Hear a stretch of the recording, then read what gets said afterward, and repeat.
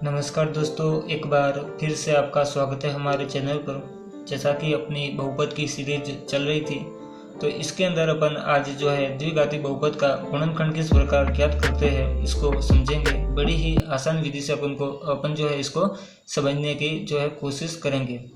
तो उदाहरण के लिए यहाँ पर मैं एक द्विघाती बहुपद लिख लेता हूँ। जैसा कि तो मैंने उदाहरण के लिए यहाँ पर एक जो है बहुपद लिख लिया है। तो इस बहुपद के अपन गुणनखंड किस प्रकार करेंगे, तो इसके लिए आपको दो बातों का ध्यान रखना है। पहला तो ये कि आपको देखना है कि एक्स स्क्वायर के गुणे में क्या आ रहा है वो लेना है। एक्स स्क्वायर के गुणा में जो संख्या आती है वो, और लास्ट में आपकी जो संख्या आती है वो, जिसके गुणा में एक्स वगैरह नहीं होना चाहिए। तो लास्ट में यहाँ पर क्या आ रही है, 1 आ रहा है ये, और एक्स स्क्वायर के गुणा में जो आ रहा है आपके 12, ये दोनों संख्या आपको लेनी है। एक तो ये 12 लेना है, और लास्ट में जो संख्या आ रही है वो आपको यहाँ पर निशान के साथ इन दोनों संख्याओं को जो है लेना है। मतलब इन दोनों संख्याओं को लेकर आपको क्या करवाना है, गुणा करवाना है। तो अपन क्या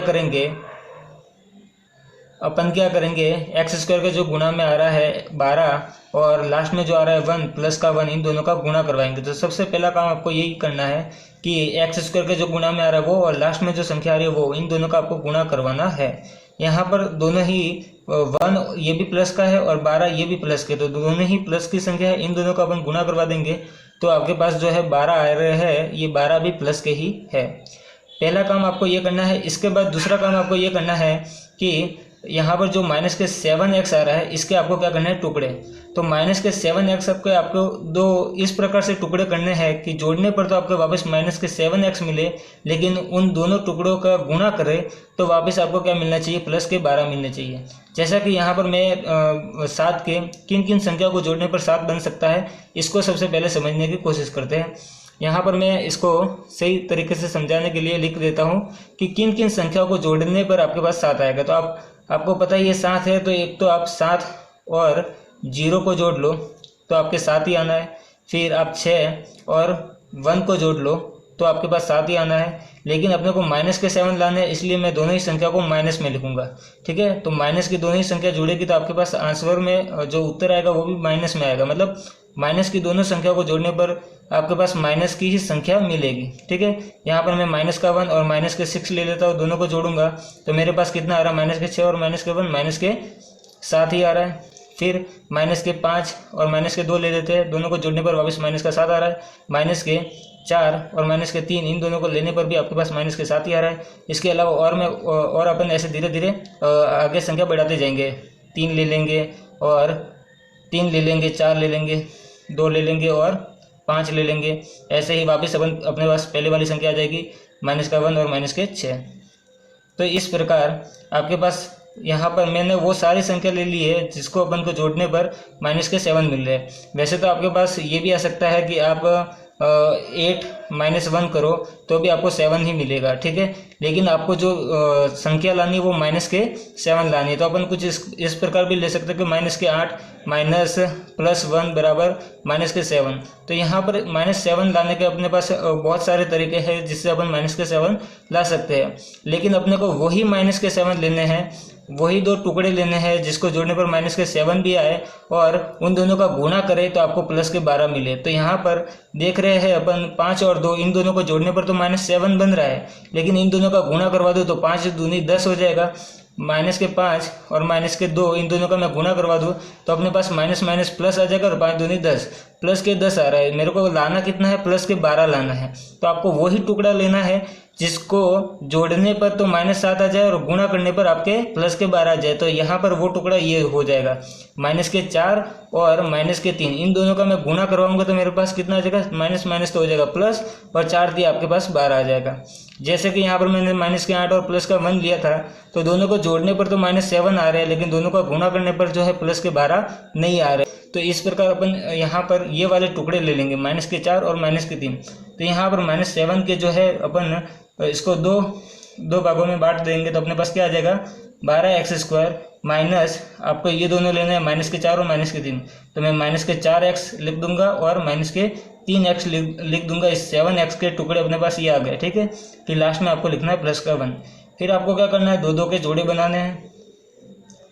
इन 2 के जोड़े बनाने के बाद आपको क्या करना है, इन दोनों में से क्या क्या कॉमन आता है वो चीज़ आपको कॉमन निकालनी है। मतलब ऐसी संख्या, मतलब आप इन दोनों में से ऐसी कौन सी संख्या जो है वो सार्वक गुणनखंड के रूप में ले सकते हैं। तो यहाँ पर देखो दोनों ही संख्याओं में आपके एक तो x आ रहा है, यहाँ पर x स्क्वायर है और यहाँ पर x है, तो दोनों ही संख्या में x आ रहा है। और 12 और 4 ये दोनों ही है, ये 4 के पहाड़े में आते हैं, 4 के पहाड़े में 12 भी आते हैं तो और 4 भी आते हैं, तो अपन कॉमन के रूप में 4 और एक x आ रहा है। 4x की ले रहे हैं क्योंकि दोनों में एक तो x आ रहा है, यहाँ पर x स्क्वायर है, मतलब यहाँ पर x कितनी बार है, 2 बार है, और यहाँ पर x एक ही बार है, तो अपन एक बार x बाहर ले सकते हैं। और एक इन दोनों में से अपन क्या ले सकते हैं, इन दोनों में से देखो दोनों ही जो है आपके 2 के पहाड़े में भी आते हैं और 4 के पहाड़े में भी आते हैं, लेकिन दोनों संख्याओं में बड़ी संख्या जो है वो 4 है। 4 के पहाड़े में 12 भी आते हैं और 4 भी आते हैं, इसीलिए वैसे तो 2 भी आ रहा है, लेकिन अपने बड़ी से बड़ी संख्या लेनी है जिसके बारे में ये दोनों संख्या आ जाए। तो लिए अब 4x का अपन यहाँ पर भाग देंगे, या फिर अपन ऐसे सोचे कि 12x में से मैंने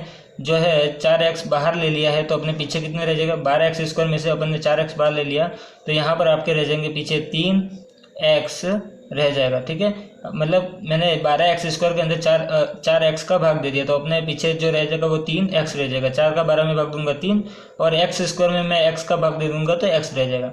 अब वापस आगे माइनस का निशान है, माइनस लगाना है, 4x का मैं 4x में भाग दूंगा तो अपने कितने बार जाएगा, 1 बार रह जाएगा।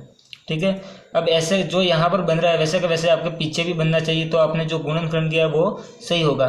तो अब देखो यहाँ पर दूसरा जो आपके पद आ रहा है, इस दूसरे पद में आप देखोगे तो 3x + 1, इन दोनों में से आप क्या कॉमन ले सकते हो, तो यहाँ पर दोनों में कोई भी चीज़ कॉमन आने जैसे नहीं है। x यहाँ पर है तो x यहाँ पर नहीं है, 3 यहाँ पर है और 1 यहाँ पर है, तो 3 और 1 दोनों किसी के पहाड़े में नहीं आते। मतलब आप ऐसे सोच सकते हो कि 3 और 1 जो है वो सिर्फ 1 के पहाड़े में आ रहे हो और किसी के पहाड़े में नहीं आते। तो अपन क्या करेंगे, इस पूरी संख्या में से, इस पूरे पद में से, इन दोनों पदों में से क्या कॉमन लेंगे, सिर्फ 1 कॉमन ले सकते हैं। तो अपन क्या करेंगे, जो माइनस का जो है 1 कॉमन ले लेते हैं।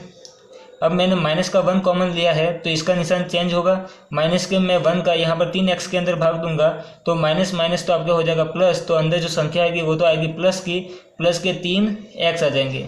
इस 3x में मैं यहाँ पर लिख रहा हूँ, माइनस के 3x में मैं माइनस का 1 का मैं भाग दूंगा तो माइनस से माइनस कट जाएगा, और 1 का 3x में भाग दूंगा तो अपने क्या आ जाएगा, 3x ही आ जाएगा। तो यहाँ पर मैंने अंदर जो है 3x लिख दिया है। उसके बाद इस प्लस के 1 में मैं माइनस के 1 का भाग दूंगा तो अपने पास क्या आएगा, माइनस का 1 आएगा। ठीक है, माइनस प्लस तो माइनस हो जाएगा, और 1 का मैं 1 में भाग दूंगा तो 1 ही आएगा। ठीक है, तो आपके ब्रैकेट के अंदर देखो दोनों ही जो है सेम बन रहा है, मतलब आपका जो गुणनखंड है वो बिल्कुल सही हुआ है। अपन इसको और आगे सॉल्व करेंगे, तो जो आपके ये बाहर आ रहे हैं इसको तो ब्रैकेट के अंदर डाल दो। 4x और -1 आ रहा है, इसको तो आपको लिखना है ब्रैकेट में, 4x - 1 इसको मैंने ब्रैकेट में डाल दिया, और जो आपके जो ब्रैकेट में ये 2 बार है इसको सिर्फ 1 बार लिख दो, 3x - 1, तो ये हो जाएगा इसका गुणनखंड। तो बहुत ही आसान तरीके से अपन ने इसका जो है गुणनखंड कर लिया है।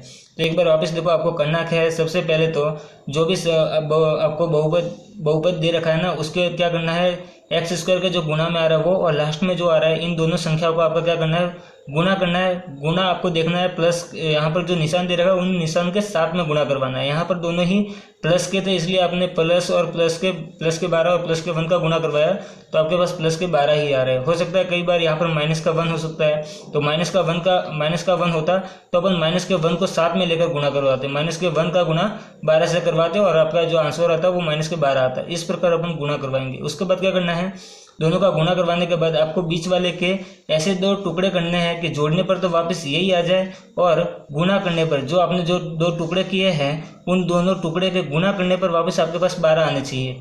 तो इस प्रकार से आपको टुकड़े करने हैं। तो यहाँ पर मैंने देखा -7 के जो है अलग अलग प्रकार से टुकड़े किए हैं। तो यहाँ पर जो 4 और 3 ये दोनों टुकड़े थे, इन दोनों को मैंने जोड़ा तो -7 बन रहा था, और इन दोनों का मैंने गुणा करवा दिया तो अपने प्लस के 12 बन रहे हैं। तो ये वाला टुकड़ा बिल्कुल सही था, इसलिए मैंने इसके 7x के जो 2 टुकड़े लिखे हैं वो -4x और -3x लिख दिए। उसके बाद क्या करना है, आपको इन दोनों दो के जोड़े बनाने हैं। फिर इन दोनों में से जो कॉमन होगा वो कॉमन संख्या बाहर लेनी है। कॉमन लेने के बाद आपको क्या करना है, उस संख्या का, जिस संख्या को आपने बाहर कॉमन लिया है उसका दोनों में भाग दे देंगे, और जो आएगा उसको आपको ब्रैकेट के अंदर लिखना है। ठीक है, ऐसा का ऐसा दूसरे पद में भी करेंगे। कॉमन लेकर जो संख्या कॉमन ली है उसका भाग देकर जो आपके भागफल में आएगा उसको आपको ब्रैकेट के अंदर लिखना है। उसके बाद क्या करेंगे, जो ब्रैकेट के बाहर है इसको अपन एक ब्रैकेट में डाल देंगे, और जो ब्रैकेट में है 2 बार, इसको अपन 1 बार लिख देंगे। तो इस प्रकार यहाँ पर आपके जो है गुणनखंड आपको मिल जाता है। यहाँ पर ये ध्यान देना कि अगर आपने गुणनखंड सही किया है तो आपको जो है ब्रैकेट में सेम संख्या मिलेगी। अगर गुणनखंड आपने गलत तरीके से किया होगा तो आपकी जो है ब्रैकेट के अंदर सेम संख्या नहीं मिलेगी। तो इस बात का ध्यान रखना है। तो इस प्रकार हम जो है किसी द्विघाती बहुपद का गुणनखंड करेंगे। तो फिलहाल इस वीडियो के अंदर इतना ही, मिलते हैं अपनी अगली वीडियो के।